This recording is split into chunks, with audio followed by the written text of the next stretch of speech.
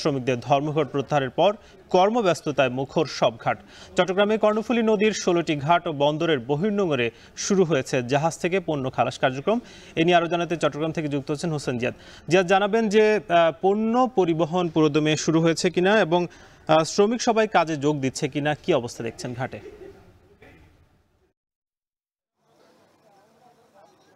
সাকিব, স্বাভাবিকভাবেই ২ দিনের আসলে কর্মবিরতি শ্রমিকরা আসলে মুখিয়ে থাকেন কাজে যোগ দেওয়ার জন্য। কারণ তাদের জন্য কাজের জন্য আসলে একটি দিনও গুরুত্বপূর্ণ। শুধু শ্রমিক কেন, আমদানি রপ্তানি বাণিজ্যের সাথে যারা রয়েছেন, জাহাজ মালিক থেকে শুরু করে আমদানিকারক কিংবা যারা শিল্প কারখানা চালান, সবার জন্য প্রত্যেকটি মুহূর্তই আসলে জরুরি। কারণ বহির্নোঙরে একটি জাহাজ যখন পণ্য নিয়ে আসে বিদেশ থেকে, তার একটি নির্দিষ্ট সময় থাকে। সেই সময়ের বাইরে গেলে প্রতিদিনের জন্য $১০,০০০ মতো তাকে আমদানিকারককে ক্ষতিপূরণ গুনতে হয়। জাহাজের অন্য জায়গায় আসলে একটি স্কেজুল নেওয়া থাকে অন্য বন্দরে, সেটি আসলে মিস হয়ে যায়। তো সব মিলে সবাই উদ্বিগ্ন থাকেন। ২ দিন আসলে লম্বা সময় এবং গতকাল প্রত্যাহারের পর থেকেই মূলত রাত থেকেই কাজ শুরু হয়েছে। তবে আজকে সকাল থেকে বন্দরের বহির্নোঙর এবং সারা দেশের যে ঘাটগুলো রয়েছে সেখানে পুরোদমে কাজ শুরু হয়েছে এবং হাজার হাজার শ্রমিক আমরা দেখতে পাচ্ছি। চট্টগ্রামের কর্ণফুলী নদীর যে ১৬ ঘাট, সেখানে অন্তত ২ থেকে ২.৫ হাজার শ্রমিক কাজ করেন। প্রত্যেকটি লাইটার জাহাজ থেকে যে খোলা পণ্য, বিশেষ করে আমি এখন যে ঘাটে আছি সেখানে গম খালাস হচ্ছে। পাশের যে ঘাট আমরা দেখতে পাচ্ছি সেখানে ডাল খালাস হচ্ছে।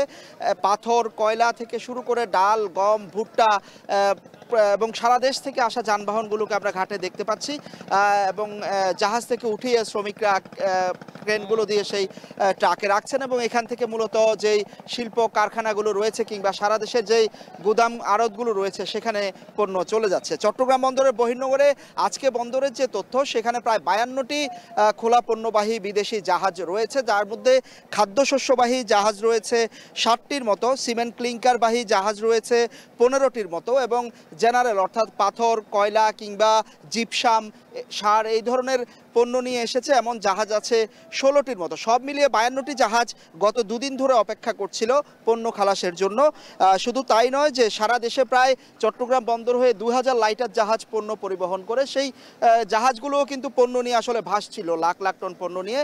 সব মিলিয়ে আজকে থেকে কাজ শুরু হয়েছে এবং পুরোদমে কাজ চলছে। তবে এখানে যারা নৌ শ্রমিক রয়েছেন, লাইটার শ্রমিক রয়েছেন, তারা যেটি দাবি করছিলেন যে নৌপথ আসলে পণ্য পরিবহনের জন্য সবচেয়ে সহজ উপায়, কিন্তু সেটির চাঁদপুর থেকে একেবারে হাতিয়া অংশ, চট্টগ্রামের যে বন্দরের আনোয়ারা, বাঁশখালী, মহেশখালী, কুতুবদিয়া, এই অংশটি ধরে আসলে গত ৪ থেকে ৫ মাস ধরে চাঁদাবাজির পরিমাণ এবং জলদস্যুতা, ডাকাতির পরিমাণ বেড়ে গিয়েছে।